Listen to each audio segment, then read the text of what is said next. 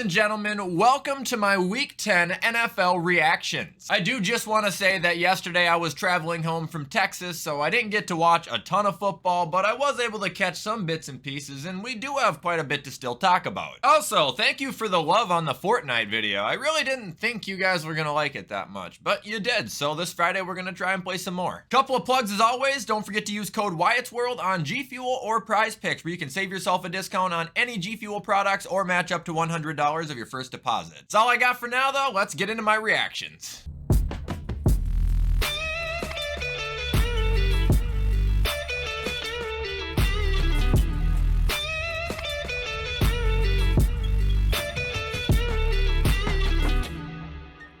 Alright, so starting off with Week 10, we had Thursday Night Football, and I actually was able to catch 90% of this game, unfortunately. Yeah, it was terrible. I mean, you can look at the box score for one, but you can also just look at the teams and assume what was gonna happen. Was hilarious, though. The Panthers kicker, Eddie Pinerio, I'm sure I said his name wrong, but he missed a kick that he knew he was gonna miss, and he just looked like he was so defeated on the inside. Just like, why did you make me do that? Losing team of the day was the Panthers. Bryce Young, unfortunately, didn't look all that great. 21 for 38, 185, 0-0. Run game was trash. Receivers were highlighted by Adam Thielen, who only caught 6 for 42. And the defense, unfortunately, did not record a sack or a pick. However, Derek Brown did have 9 tackles, so shout out to him. Looking at the Bears, Bagent, I found out that's what his name is, not Bagant. He again wasn't very good, much like Bryce, just 20 for 33, 162, 0-0. Run game wasn't the best, but Dante Foreman was able to muscle 80 yards and a touchdown, putting them ahead. And as far as receiving goes, DJ Moore and Cole Kmet both had 5 receptions, but neither of them were able to even break 60 yards. There were a couple sacks to come out of Chicago, though, 3 to be exact. One from Justin Jones, one from Unique, and one from Rasheem Green. Way to get it done, Chicago, and I'm pretty sure I saw they own like the 1st and 3rd overall picks because of Carolina's that they traded with last year. It's just ridiculous.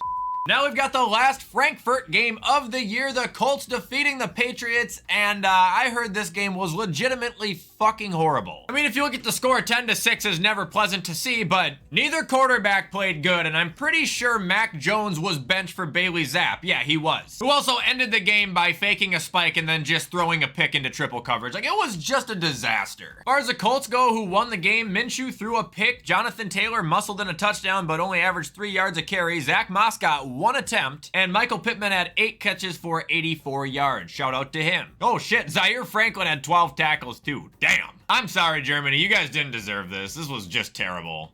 Now moving on, we got the Browns beating the best team in the league. Never again! You guys made me look like a fraud! The Ravens might be a top 5 team, but they are not the best team. Lamar Jackson, 13 for 23, 1 touchdown, 2 interceptions. Running was pretty contained outside of Keaton Mitchell, and him and Gus Edwards were able to get touchdowns, while receiving was only able to get 1, and it was from the 38-year-old Odell Beckham Jr. Zay Flowers did have a good game, though, and that should not be ignored because he is having a great rookie year. As far as defense goes, Roquan had a casual 14 tackles, Kyle Hamilton had an interception, and the Ravens defense combined for 4 sacks, 2 of them coming from Jadeveon Clowney for a revenge game. But at the end of the day, it wasn't enough for a second half Deshaun Watson, who threw, I'm pretty sure, 100%. Started out the game rough, but the second half, he was the Terminator, man. Jerome Ford had 17 carries for 107 yards. He cooked them. Looking at receiving now, Amari had a good day. Njoku had a good day. Elijah Moore had a pretty good day, scoring the only touchdown. And defensively, we had 2 interceptions and 3 sacks, led by Myles Garrett with 1.5. Also, shout out to Dustin Hopkins for another 13 points. They really can't do it without you, man. Ravens are frauds! And now we've got the Packers at the Steelers, and I told you guys I didn't have the balls to pick the Packers, but this was gonna be absurdly close for no reason. Tomlin!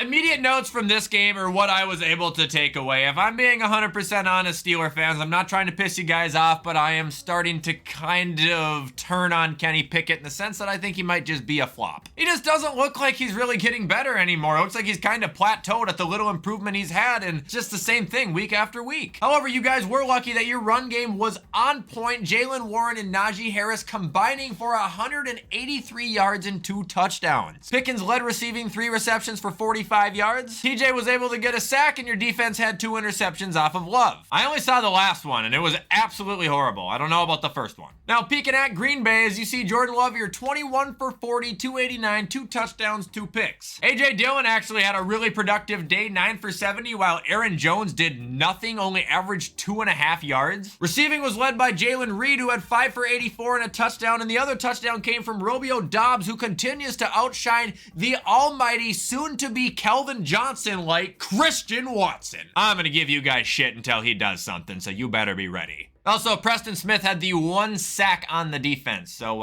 shout out to him, buddy, even though you guys took another L.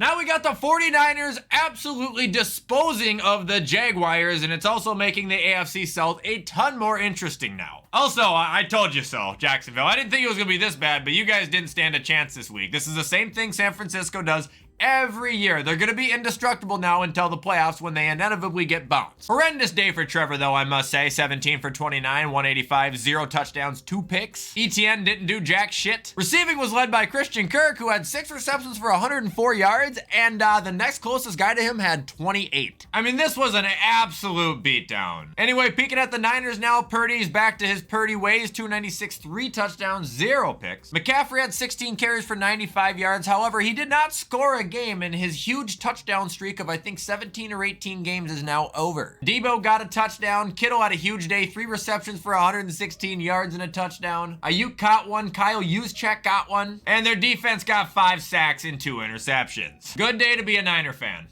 And now moving on, we got the Saints falling to the Vikings. What I tell you, we got a pastronaut, baby!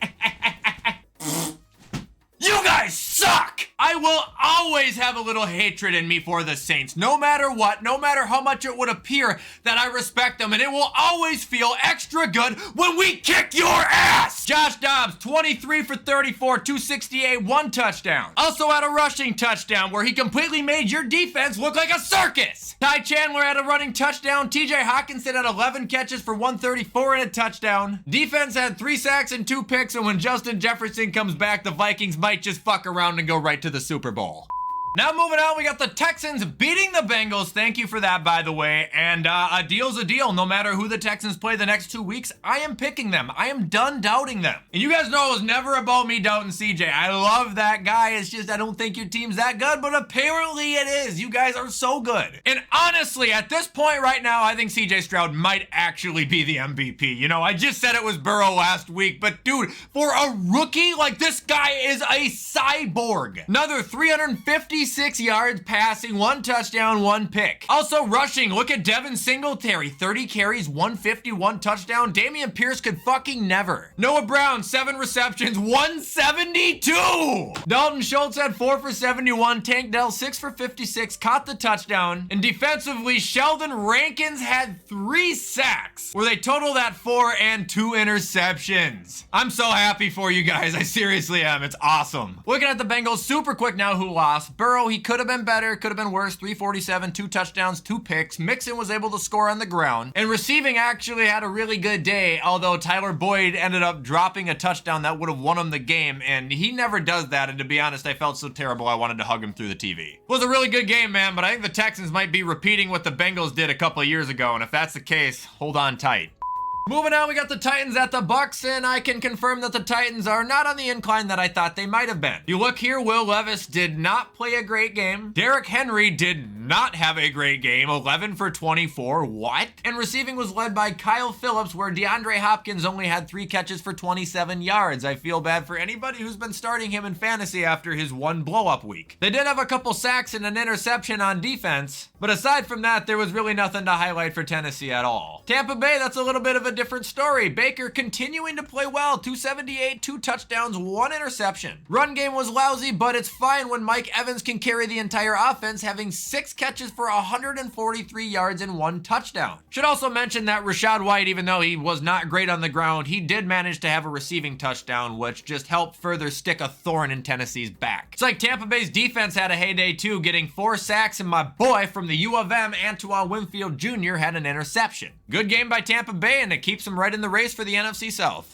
Now we got the Lions defeating the Chargers, and I told you guys this was going to be orangutan a banging. And I also told you guys the Chargers would never be above 500. On the real, though, this was a treat. Goff threw for 333 yards, 2 touchdowns, 0 picks. David Montgomery and Jahmyr Gibbs combined for just under 200 yards and 3 touchdowns. And Amon-Ra St. Brown continues to prove why he's a top 10 receiver in the league when he has 8 catches for 156 yards and 1 touchdown. I will say it's a little shocking here, though, that apparently there was not a single sack from Detroit. Get on that, Dan. Looking at the Chargers now, Herbert, he did start off a little bit rough, but ended up having a very great game. As you can see, he threw for 320 and 4 touchdowns. Eckler ran for about 70 yards and a touchdown, continuing to be a little bit slow with his production, though, which is concerning. And looking at receiving, that's where all 4 touchdowns came from. 2 of them were Keenan, who had 175 yards, and then Jalen Guyton and Quentin Johnston, who is slowly making a name for himself in the league. And honestly, maybe even more shocking than Detroit, doesn't look like they got a sack either. Like I said, I was watching this game basically through Red Zone because I was on a plane and getting home, but Lions advance and the Chargers continue to lose with a generationally great team. Now we're going to be looking at the Falcons losing to the Cardinals, and I'm not really sure how Arthur Smith is going to have a job after this game. Like, seriously, he has got to go. I will say it was good on him to actually give the correct players attention here. Bijan, 22 carries, 95 yards, and a touchdown. Funny how that works out. Drake London and Kyle Pitts and Bijan all led receiving, but you're still losing games, and this time it was against the Cardinals, who had a returning Kyler Murray in his first game in a year, and he really did not even play that good. And that's not a shot on Kyler, like, it's just the truth. Yet it still is just too much for good old Arthur Smith. Speaking at Arizona here, they did get their second win of the season. Like I said, Kyler did not play that well passing. He did have a rushing touchdown, and he did have a really nice run outside of that touchdown. But I think it'll be a steady incline for him every week. James Conner, he had a good day on the ground. Clayton Tune had a rushing touchdown that probably should have belonged to Kyler. And Trey McBride led receiving with 8 receptions for 131 yards. Could be a fantasy sleeper if you don't have him. Also looks like they got 3 sacks on Heineke/Ritter, which, by the way, I'm not sure why Ritter got in the game. I don't know if it's an injury or what. But either way, the Cardinals walked out on top, and I think that questions in Atlanta are just going to continue to grow bigger and bigger until they finally get rid of what they know is the biggest problem. Moving on, we got the Giants at Dallas. Let's see if there's anything productive on New York to talk about here. Tommy DeVito had 2 touchdowns out of 86 yards. That's about it. This game was a damn slaughter if you can't tell by the score. The Cowboys once again bent the New York Giants over and just gave them a bare-ass spanking. Dak Prescott literally had 5 touchdowns, 400 passing yards on him. Brandon Cooks caught for 173 yards and a touchdown. CD caught for 151 and a touchdown. Michael Gallup is catching a touchdown on you. That tells you you're bad. And Jake Ferguson got one. Looks like they also obviously picked off DeVito and sacked him 5 times. Don't worry, Giants. It's over until next year. Now we got the Commanders at the Seahawks, and this was a bit of a wild game. Now the Commanders fell short, but again, Sam Howell, 300 yards, 3 passing touchdowns, just an average day at the office for him. Run game doesn't look like they really tried to do a whole lot with it, although they were pretty productive. And receiving is actually where the game exploded. However, if you look, it was led by the running backs, where Brian Robinson Jr. had 6 receptions for 119 yards and a touchdown. Gibson had 5 for 42 and a touchdown. And then finally in third was Diami Brown, a receiver, with 2 for 41 and a touchdown. Jonathan Allen also had the solo sack of the day. And who knows, maybe they would have won if they had Chase Young. Looking at the Seahawks now, Geno bounced back, 369, 2 touchdowns, 0 picks. DK Metcalf led the team in receiving. However, receiving touchdowns were caught by Tyler Lockett and Kenneth Walker, who did make up for his kind of lousy day on the ground. Defensively, shout out to Leonard Williams for getting a sack on your new team. You're finally in a better place. And if you peek at their kicking, Jason Myers had 17 points. So that'll definitely get you. Good game, Seattle. And now ending the Week 10 reactions with Sunday Night Football, it's the Jets at the new Raiders, where they have won once again, leading them to a 5-5 record. Again, thank you guys for helping the Bills out. Hopefully we can do something with that tonight. Anyway, looking at the Jets, Zach Wilson went 23 for 39, 263, 0 touchdowns, 1 pick, and I am not hearing good things about him on social media. Run game appeared to be extremely lousy. Receiving was led by Tyler Conklin and Garrett Wilson, which I believe Conklin actually dropped a potential game-winning Hail Mary. And looking at the Jets defense, Jordan Whitehead did have an interception, and as an entire unit, the defense acquired 3 sacks. Damn, I didn't realize literally all of the Jets points came from Greg the Leg. Looking at the Raiders now, Aiden O'Connell, he wasn't that good, 153, 1-1. Josh Jacobs finally had a good day, 27 carries for 116. I mean, that's unheard of this year for him, so go off. And receiving was led by good old reliable Devontae Adams, who had 6 receptions for 86 yards, while Michael Mayer had the solo receiving touchdown. Defensively, it looks like they were quiet. However, Robert Spillane here had 1 sack and 1 pick, and once again, their kicker was responsible for 10 of their points, meaning 22 out of 28 were field goals this game. Yuck.